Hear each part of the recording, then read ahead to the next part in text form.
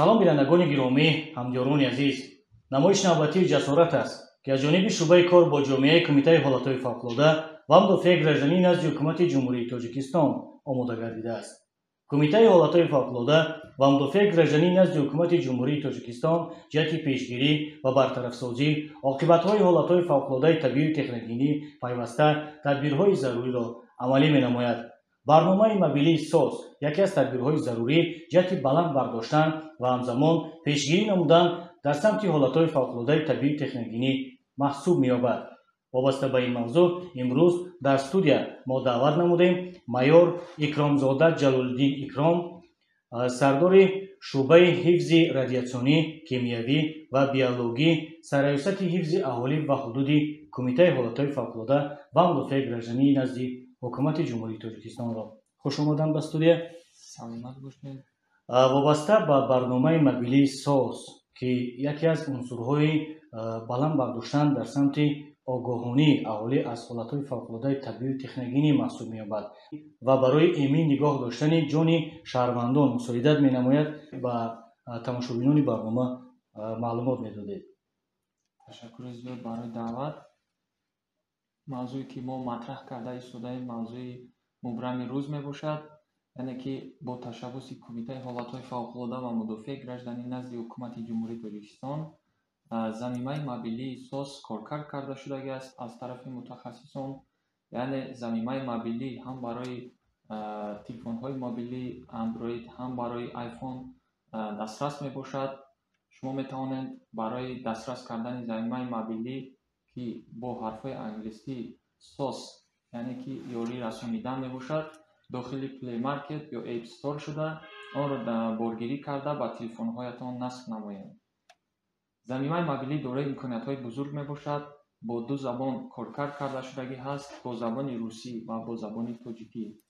дар замимаи мобилӣ имкониятҳо, яъне функсияҳои бисёр ҷойгир карда шудагӣ ҳаст ки шумо метавонед аз он истифода баред. аз ҷумла ҳангоми паёмадҳои офатҳои табиӣ, ҳангоми огоҳонии аҳолӣ аз ҳолатҳои фавқулода ба амал омадани он, ҳангоми баста шудани роҳҳо, ҳангоми вазъияти боду ҳаво ва дигар масъалаҳои ҳолатҳои фавқулода ба шумо огоҳӣ пайдо мегардад дар зангулаи он, ки аз он шумо метавонед истифода баред ва барои сафар намудан ё ки худро наҷот додан ва дигаронро аз замимаи мазкур дастрасӣ пайдо кунед. замимаи мазкур инчунин аз бисёр бандҳо иборат мебошад. инчунин яке аз бандҳои он Викторина мебошад ки барои баланд бардоштани савияи дониши аҳолӣ коркард карда шудагиаст дар самти офатҳои табиӣ, яъне ки дар он ҷо саволу-ҷавоб ҳаст. шумо метавонед ба саволҳо ҷавоб гардонед ва дониши худро дар ин самт сайқал диҳед. инчунин барои дастрас кардани барномаи мобилии СОС шумо метавонед ба Play Market дохил шуда калимаи англисии SOS ро дохил карда баъдан баъд аз пайдо шудани логотипи Кумитаи ҳолатҳои фавқулода онро боргирӣ намоед. замимаи мобилӣ бевосита аз интернет шумо метавонед онро истифода баред.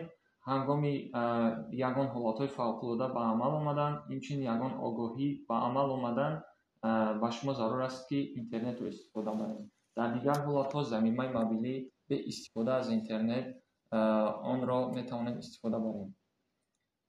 дар қисмати поёнии замимаи мобилӣ тугмаи 112 нишон дода шудагӣ ҳаст ки ҳангоми пайдо шудани ягон офатҳои табиӣ ё ки ба амал омадани он ва дигар масъалаҳо вобаста ба ин самт шумо метавонед ба он занг зада дар натиҷа ба навбатдорони Кумитаи ҳолатҳои фавқулода маълумотро пешниҳод намоед ки навбатдорони мо маълумотро қабул мекунанд ва наҷотдиҳандагонро ба шумо равон мекунанд. инчунин замима барои якчанд бандҳо иборат мебошад. дорои банди кӯдакон низ мебошад ки барои кӯдакон вобаст мебошад ва инчунин дар қисмати чапи замима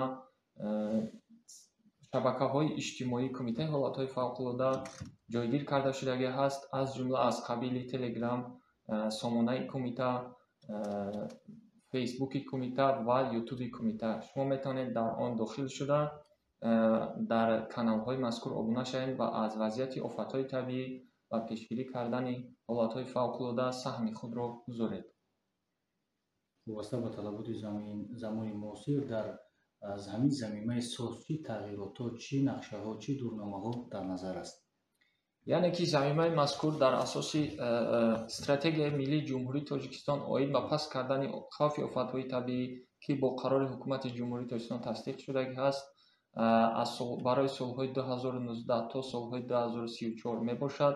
Коркард карда шудагӣ аст ки яке аз ҳадафҳои он ҷустуҷӯ кардани роҳҳои замони муосир дар самти ҳолатҳои фавқулода ва пешгирӣ кардани офатҳои табиӣ мебошад. барои васеъ кардани маълумотҳое ки дар бандҳои замина ҷойгир мебошанд, мо ба нақша гирифтаем ки мутобиқи стандартҳои ҷаҳонӣ барои паст кардани офатҳои табиӣ ва пешгирӣ кардану наҷот додани аҳоли заминаи мобилӣ маълумотҳои навро ворид кунем. вобаста ба фаъолияти заминаи соҳс таҷриба чӣ нишон дод? Омад ягон пешравӣ буд ё ин ки дар ҳолатҳои қаблан ҳолатҳои бақая гирифта шуданд ки дар манотиқи кӯҳии кишвар шаҳрвандон маст дар натиҷаи истифода бурдани заминаи соҳс наҷот ёфта бошанд? ташаккури зиёд. яъне ки заминаи мобилӣ бениҳоят як қадами устувори кумитаи ҳолатҳои фавқулода дар замони муосир мебошад, чунки рақамикунонӣ бо суръат ва гузаштан ба технологияи муосир ин яке аз ҳадафҳои асосии кишвар мебошад ва инчунин заминаи мобилӣ дар ин самт вобаста мебошад. заминаи мобилӣ бисёре аз нафароне ки дар сайёҳони инчунин дохилӣ ва хориҷие ки дар кӯҳҳо монданд ва дар зери офатҳои табиӣ монданд ё ки дигар масъалаҳо дар ин самт вобаст мебошанд, заминаи мобилӣ ба онҳо кӯмаки бениҳоят калон расонд, аз заминаи мобилӣ истифода бурданд ва ҷони худро наҷот доданд.